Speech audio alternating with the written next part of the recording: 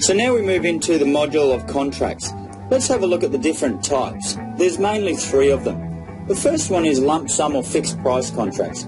These are the most common type of contract for new builds, but they can be very hard to do them with renovations if you're not really 100% organised and know exactly what you want to do.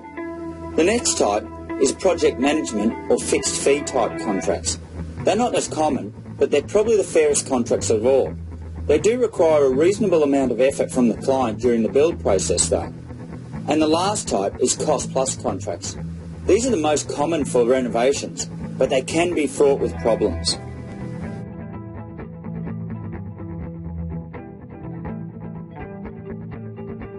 So first of all, we're going to look at lump sum or fixed price contracts. These contracts are most commonly used for new builds because there's the least amount of unknowns in them. Fixed price contracts can work well with renovations, but to get the most out of them, you need to be as well prepared as you can possibly be.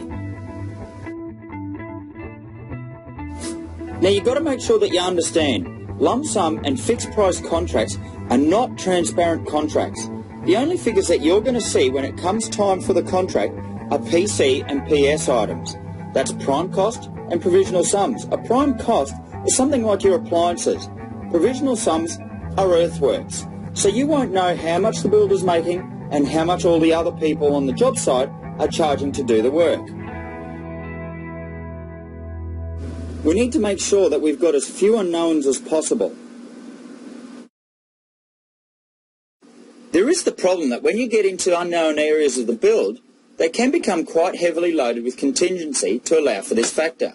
This can unnecessarily add quite a large amount to the contract price. Now you might find that the builder you're looking at going into contract with is only wanting to give you a provisional sum allowance for the carpentry.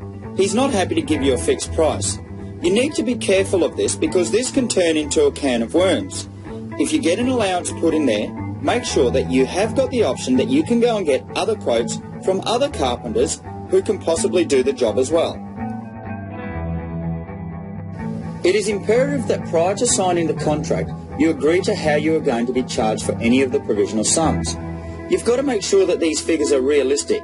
You don't want to have a $100 allowance in there for earthworks when you know yourself that it's going to be at least a good few $1,000s. The only one who's going to be disappointed in the end is you, because you're going to have the bill and you're going to have started to lose some faith in the builder. So make sure you're happy with all these allowances.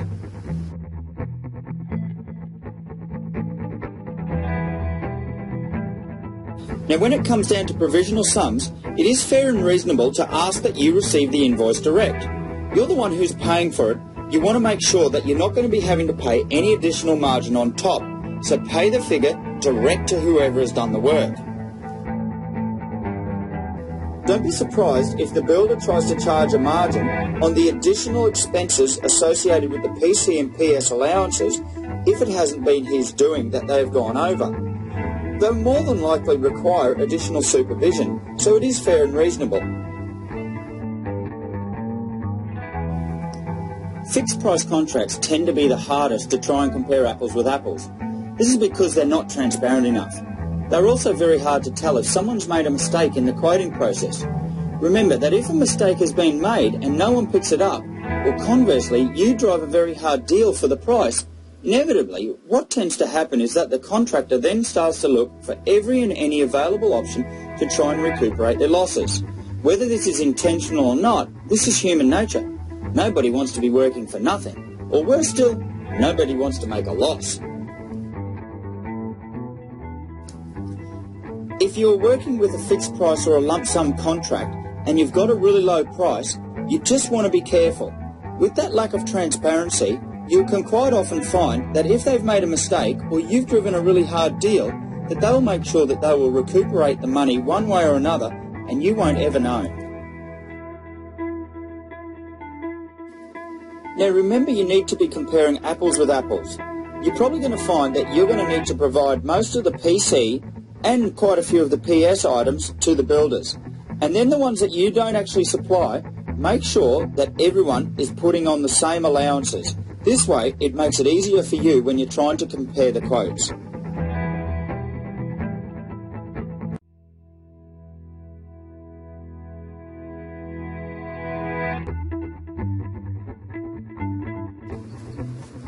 Variations under lump sum contracts can be quite expensive. Because there's no transparency, you're not going to know where your money is going. So you just got to be very careful of that. You'll usually find that under a fixed price contract, there's generally a documentation or administration fee that's attached to the variation. I've seen these before at $800, and I've actually heard of it getting up to $1,200. So what you want to try and do is get a few variations done at the one time if possible, and that way you're going to minimise the amount of documentation fees that you've got to pay. Now if you can, before you sign the contract, try and negotiate the variation fees.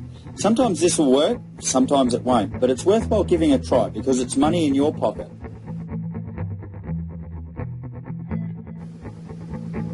Now, project management or fixed fee contracts are the least common amongst the residential industry. However, in the commercial industry, they're very widely used. The reason for this is that they are the fairest option overall for all the parties. How they work is by having a completely transparent quoting and contract process.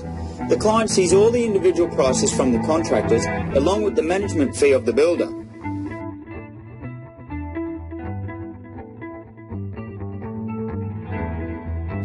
Project management contracts are the best type of contract to use if you've already selected the builder.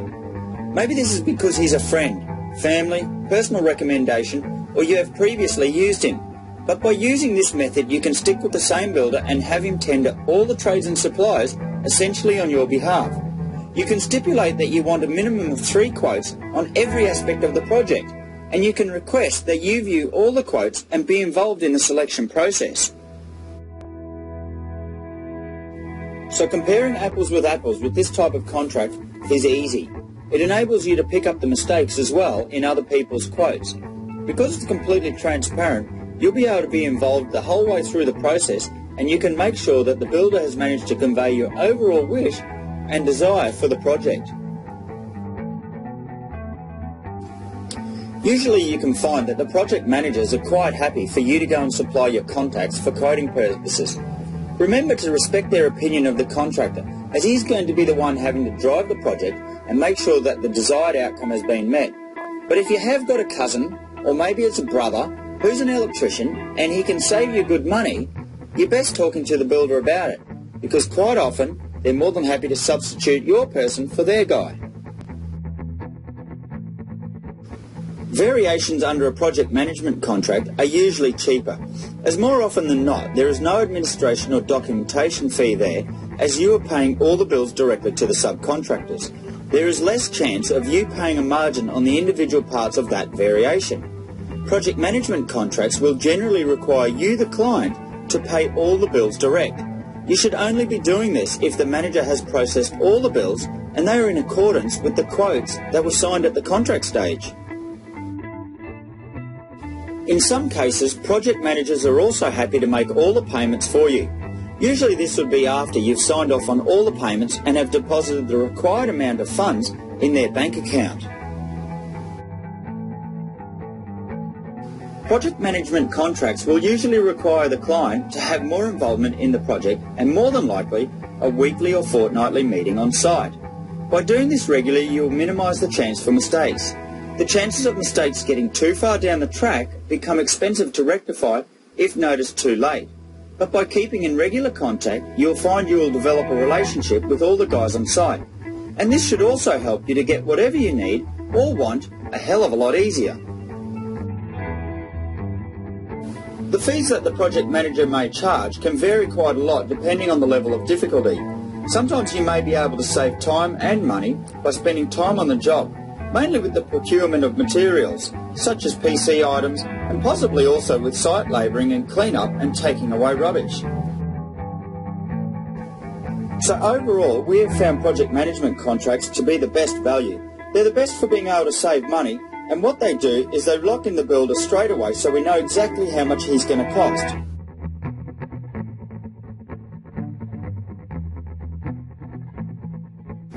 So the last type of contract to look at are cost-plus contracts. They're the most common form of contracts when it comes to renovations.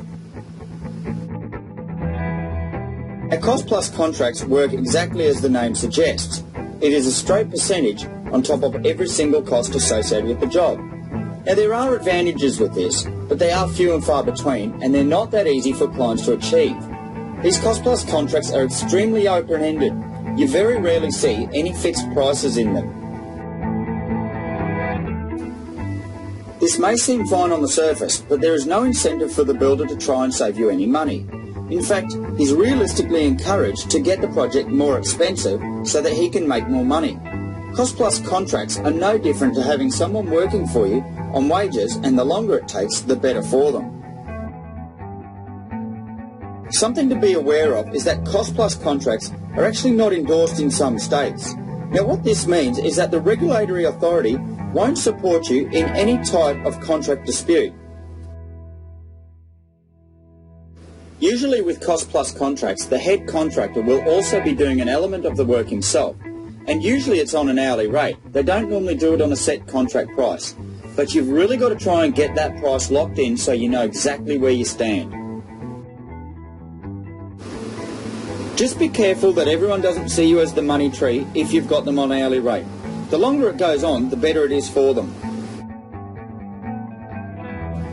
A massive advantage of cost-plus contracts is that they enable you to get going on a job a lot sooner than if you were going to use either of the other contracts.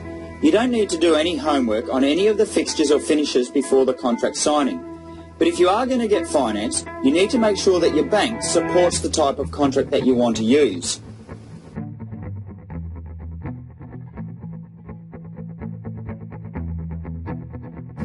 So you usually find that these contracts are best suited to the person who has had some building experience before, and they know how to make sure that they are paying the right price and to keep on top of making the decisions.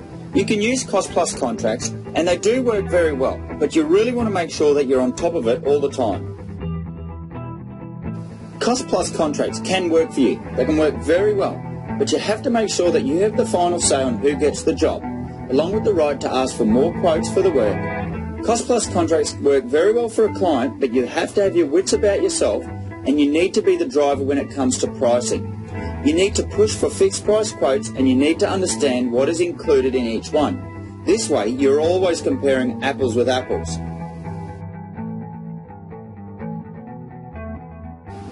Make sure that you have your spreadsheets up and running for comparing the trade contractors.